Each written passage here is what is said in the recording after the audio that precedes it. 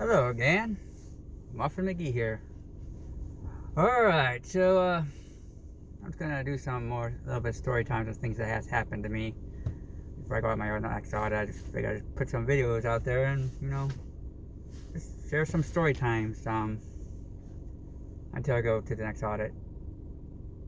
So before I go to work, just sitting here waiting to work before my work shift starts, I'm gonna just say thank you all for that has supported me so far. I greatly appreciate it, and you guys are pouring and giving me so much advice that I can use to better myself on my next audit. With that being said, thank you everyone. Thank you everyone again. I'm probably going to keep saying thank you to you guys because you deserve it. Everyone deserves the thanks. I had one comment on my post stating what laws am I trying to change and what did I expect when I went into the post office, and I'm not trying to change a law. There's no law for me to change. I'm just trying to have my rights respected. And I fully believe if you're not for the Constitution of the United States, you are against the United States, and to me a traitor. But anyways, let's get back to my story time. This story takes place in Warren, Michigan, about 10 years ago. I was at a Esham concert in a local club bar. It's more of a bar with a lot of people can go in there, but it wasn't really a club. It's a bar down on, I believe, Ryan and 8 Mile area, between DeQuinder and Ryan 8 Mile area. I forgot exactly where the club is. If I drive down there, I'll find out. I haven't been down there in a little while. So, anyways, we were having a good old time at a concert. And, I had a few beers and stuff like that. And I'm not driving. I had a designated driver. And I'm there with like a large group of my friends. And we're just just having fun. And one of the bands, I believe it was Esham that was up there. And we go up there and we start go in the middle and start dancing and listening to the music. And I was there with my buddy. And I noticed the bouncer there started looking at my friend who was just in the crowd, just dancing, having a good old time dancing, feeling good, having fun. But my buddy who was dancing knew the bouncer personally. They were roommates, and apparently they had some beef going on. I don't know the whole beef story that's going on with that. But what I do know is when the bouncer was looking at him while he's dancing, my buddy turned around and he's not paying attention to what's around him because he's dancing, having a good old time. And I'm watching the bouncer creep up on him and then start doing a running charge on him and ready to go tackle him down in the middle of dancing.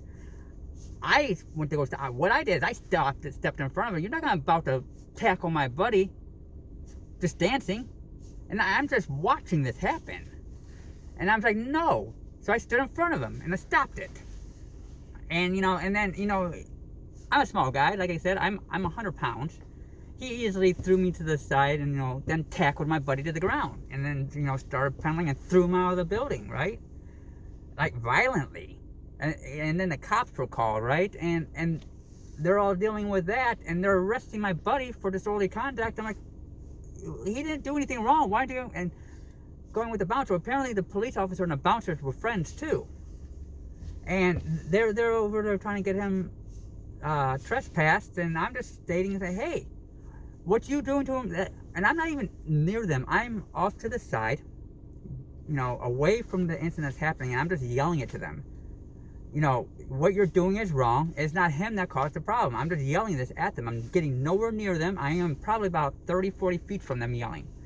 Well, the police officer turned around and started screaming at me and says, stop interfering, you're obstructing, stop interfering. I'm like, I'm telling you what it says. You're on private property. So I walked on the sidewalk. And I turned around on the sidewalk and I went to the police. Now I'm on the sidewalk. I'm going to tell you what you are doing is wrong. I turned around and that cop came and tackled me to the ground, threw me down there, handcuffed me, threw me back in the cop car, and took me to jail for disorderly conduct. So I guess you can't tell a police officer he's doing. I'm not jumping up and down all crazy either. I'm talking like this. What you're doing is wrong. And I'm on a public sidewalk. And then he turns around and tackles me. And as he's tackling me, he says, what'd you say? Did you say no, you're not leaving? I'm on a public sidewalk. So I go to jail, and I'm fighting this and fighting this, and I, even told my friends not to bond me out because I'm a political prisoner.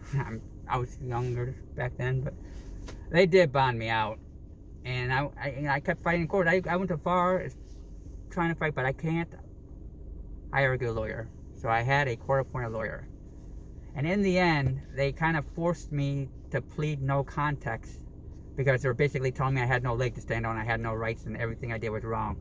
And they eventually, what they actually charged me in the end was being drunk in public. I'm sorry, I'm at a bar. I am drinking. I wasn't wasted, but I was not able to drive, hence why I had a designated driver. So, arrested me for being drunk in public after you told me to go out in public. So,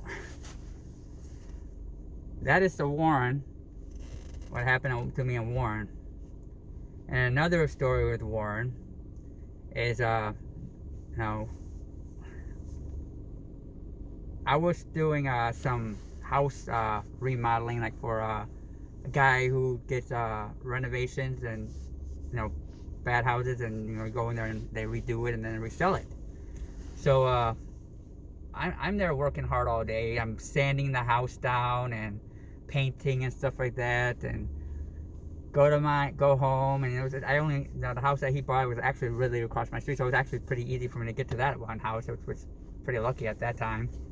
But I go home and I take a little nap, and I have my buddy wake me up that was at the house and say, hey, can you give me a ride home? I need to go home. I was like, sure. So I wake up and I am tired, still dirty from all the sanding. I'm kind of like white on my hands and stuff like that. And I go in my car, which my car at the time was a really, really crappy van. My door wouldn't even open. I literally got this van for free from a friend of mine who didn't even clean it out. It was all the trash still in there, so everything was still in there. But I've had this car for a while, and I know my friend that drives it, that drove it. They got a new vehicle, and I was in the vehicle. So I'm driving, and I had a big crack in the windshield too. So I'm driving down Van Dyke to go take my buddy home, and the cop who's behind me pulls me over, right? And comes up to me and first doesn't tell me why he pulled me over, and then says, oh, I pulled you over for that cracked windshield. How did you see my cracked windshield when you were way behind me and I have tinted windows everywhere? You didn't pull me over for a cracked windshield. You just pulled me over because of a piece of crap van and you were profiling. Can't prove it, but I know that's what he did.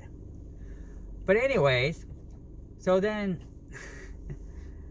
he tells me he smells weed smoke in my car, which there was no weed smoke in my car. I didn't even smoke weed at that time. And I know definitely well there was no smell of weed from my car, because there was none. But anyways, so he tells me to get out of the car, and I'm like, I can't open my car. I have to go out the passenger. Why doesn't your door open? I don't know. If I knew why my door didn't open, I would be able to open it. I would have had it fixed. I literally just got the car. I can't open it. I'm going out the passenger side. So after like probably about a few seconds of him trying to argue with me to come out that door, which was never going to open, he comes to the side and he pulls my friend out of the car, handcuffs him, gets me out of the car and handcuffs me and puts me in the back of the seat, and then starts telling me where's all the drugs at. I'm like, I don't have drugs in my car. He goes, yeah, well, I'm going to search it. I don't even smoke weed. I do not smoke weed. I do now, not at that time. But I was like, I do not smoke weed. And he's like, oh yeah? Oh yeah? He said, I do think he said it. If you don't believe me, because my friend's still out in the car, not even inside the cop car, where I'm handcuffed inside the cop car. And I go ask him. He would tell you if I smoke weed. If you're talking to me privately, go ask him, hey, does your buddy smoke weed? He will tell you no. Because he was my high school longtime friend. He knows everything we do. We hang out all the time. He would know if I smoke weed. That's not something that's hidden from people. Especially when you're close friends and, But anyway, especially a friend who smokes weed. But anyways, he looks at me and says, oh, why would he know? Is he your lover? Now are you accusing me of my sexual preference because I asked you to go ask somebody something? And then he pulled me out of the car, and when he started doing the strip search, he took his hand and he grabbed my private area and squeezed so hard there. And then, I had the drywall on my hands, and he's asking, why is your hands all clammy and white and shaking? I'm like, I'm drywalling. He goes, oh yeah? Are you sure that's not a bunch of cocaine on your hands? I'm like, well, are you freaking serious? And then he put me back in the car, and then started searching the car. He didn't even ask me to start searching it. And then he came back and said, yeah, I probably wouldn't find anything in any ways in there, so you probably have it so hidden so well. And then let us go. Half a mile down the road later, I ran out of gas. I got stuck on the side of the road. That was a bad day. Ended up having to walk to the gas station, get some gas. Tired, my buddy trying to go home. Put some more gas in my car, and I finally got him home. But they most definitely profiled me on my income. Most definitely that's what they did. And I always knew Warren police were bad. There's so many bad stories with Warren police on everywhere. We gotta change this real quick. We as Americans cannot live like this. We're not all criminals.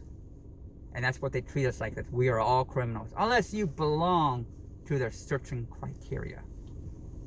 If you're not like them, they're against us. And that's how I feel about the police now. I don't trust any of them anymore.